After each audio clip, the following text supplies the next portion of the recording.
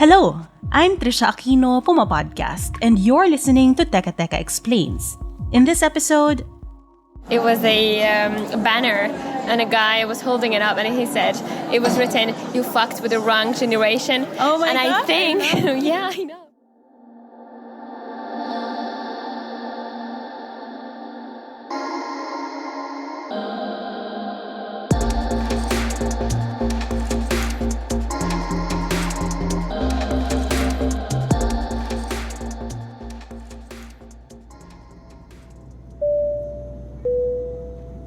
I was on the second leg of my trip from Manila to Geneva, Switzerland at nagsawa na ako sa in-flight entertainment at YouTube downloads ko. So I whipped out my coloring book and my colored pencils, plopped them on my tray and started coloring. The lady seated on the plane next to me asked, "Are you an artist?"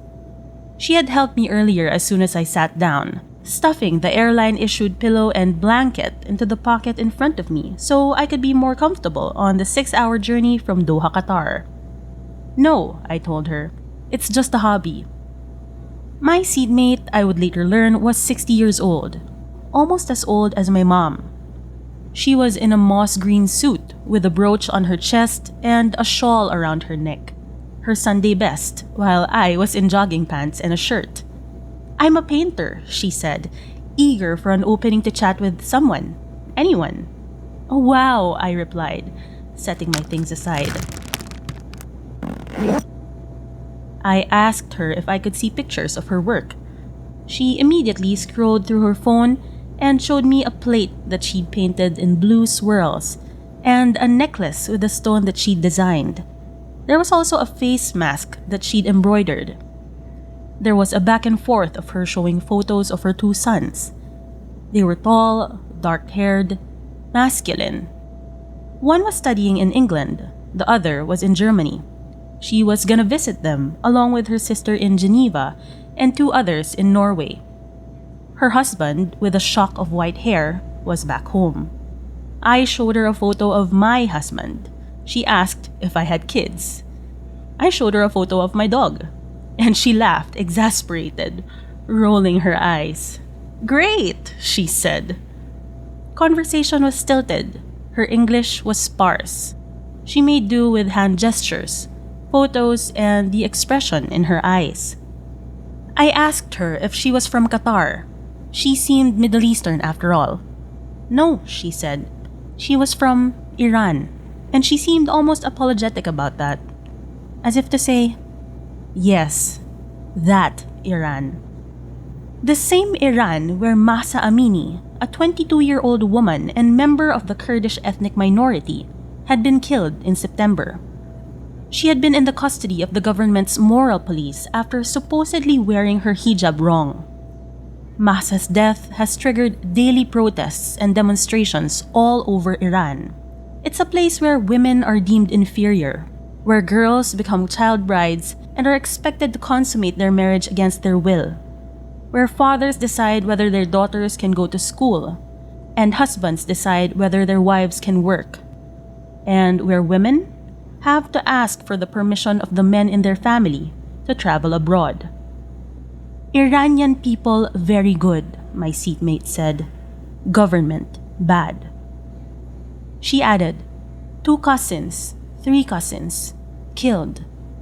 Then she took the ends of her scarf and looped it around her fingers like a noose.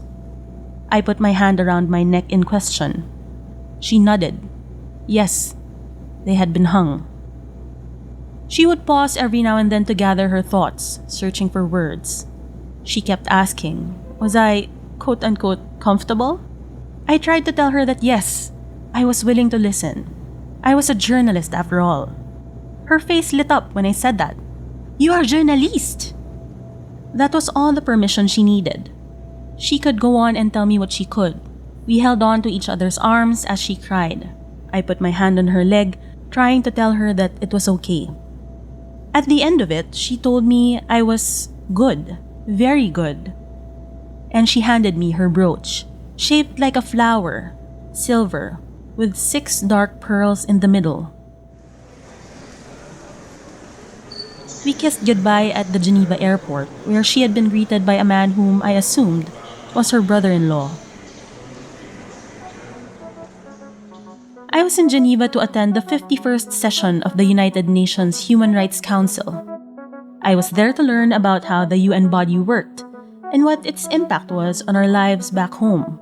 And I couldn't believe that I hadn't even stepped foot inside the UN headquarters, and I already had a story. It's been hell to live in Iran for the past 44 years.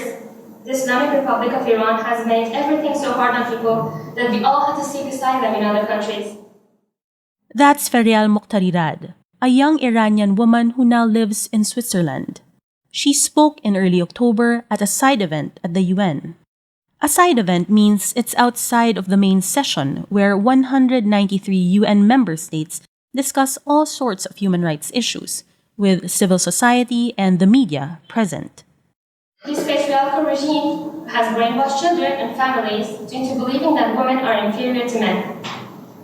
The Islamic Republic of Iran has captured, assassinated, tortured feminists, journalists, lawyers, singers, children, and students because they criticize the regime.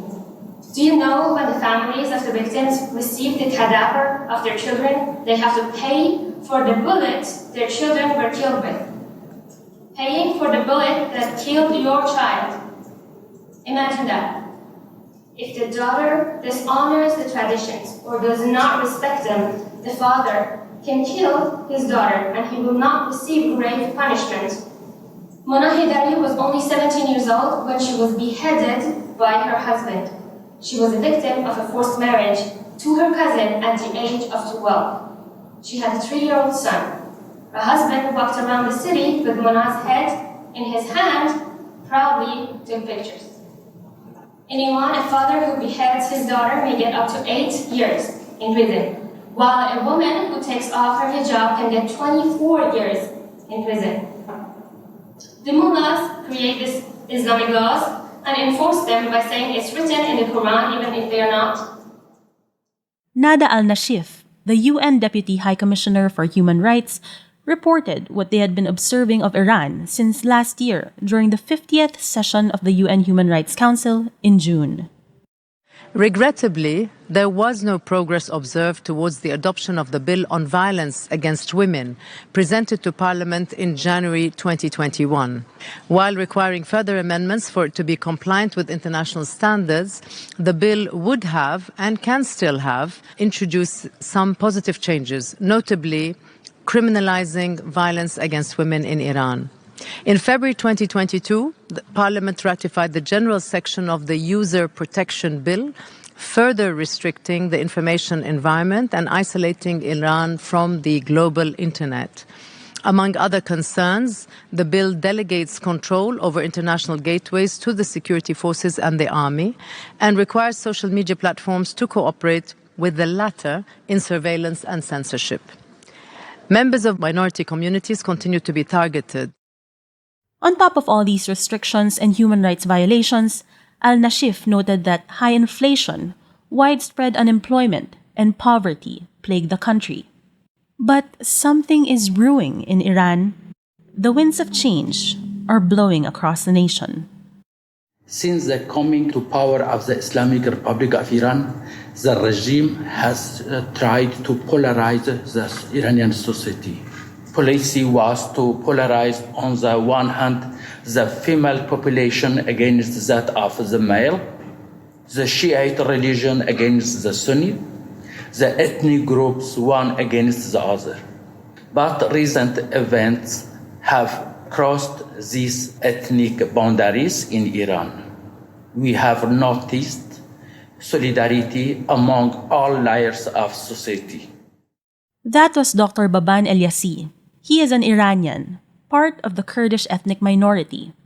He now lives in Switzerland as a human rights activist.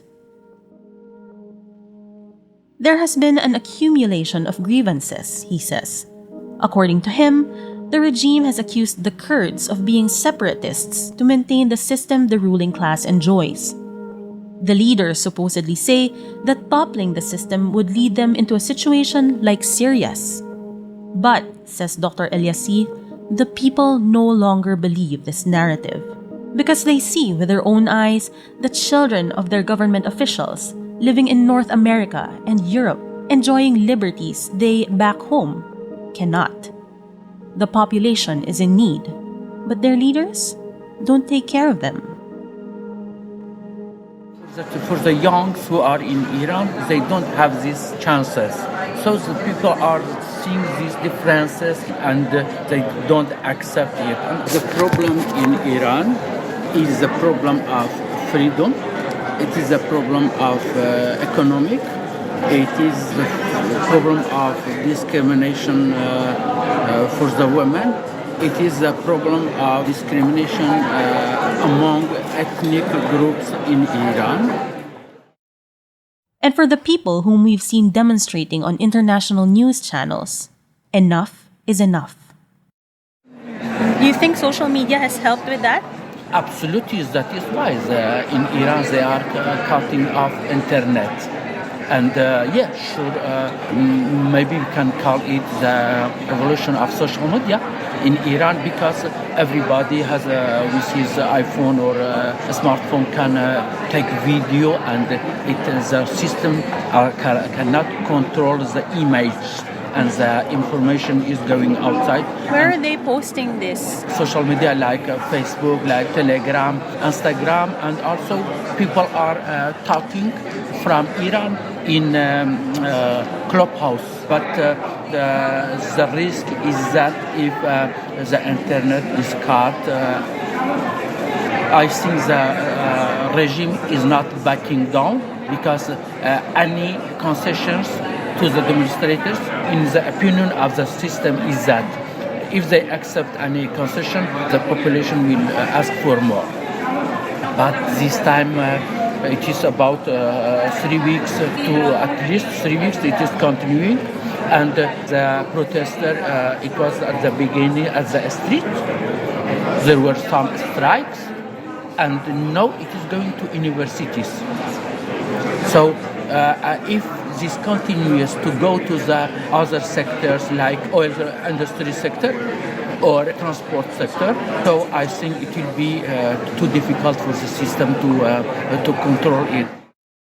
Right now, says Dr. Eliassi, there is a deadlock between the people and the government of Iran. Support from the international community is crucial.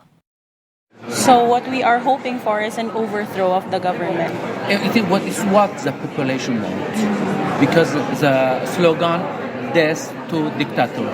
It means that they want a change. Are you seeing that the men, more and more men, are in solidarity with the women? Absolutely. This slogan, Jen, Jian, Azadi, women, life, freedom, comes from Kurdish philosophy, the culture. I'm proud that I see the men are also participating as women in that revolution. It is a women revolution in Iran. For Mona Silawi, another woman living in exile from Iran and from the Awaz Arabic minority group, it's about time that she had her freedom back. Here she is speaking at the UN side event remotely. A woman was killed only because some clerks interpreted the religion in this way, and they think they can tell us women what to wear, what to think, what to do. In this regime, they control every aspect of women's life. This time, the uprising is different. We need your support. This time, students in the universities, in more than 100 universities, joined the protest. Even the professors in the universities, workers, teachers, young students, as young as 15 and 16 girls in the street. They don't want to live under this regime. Her call to people outside of Iran?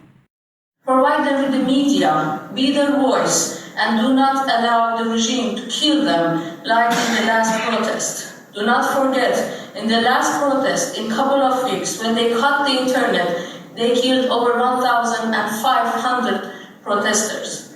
The internet is our margin of security. Yes, the regime set us out. We are in exile, but still we have connection and we want to go back to be among our countries. We don't want to continue living in exile, and it is maybe our last hope to go back home. Help us to go back home. Meanwhile, back in Switzerland, Perial Mokhtarirad, the young Iranian woman who now lives there, is thriving. She's studying nursing and actually has a Pinoy best friend. They immediately bonded when they met in school, being the only students who didn't speak French, but English. Perial has a boyfriend. She has a dog named Coconut. And she has a bright future ahead of her. Like how the guys do it, she says. The girls can do the same.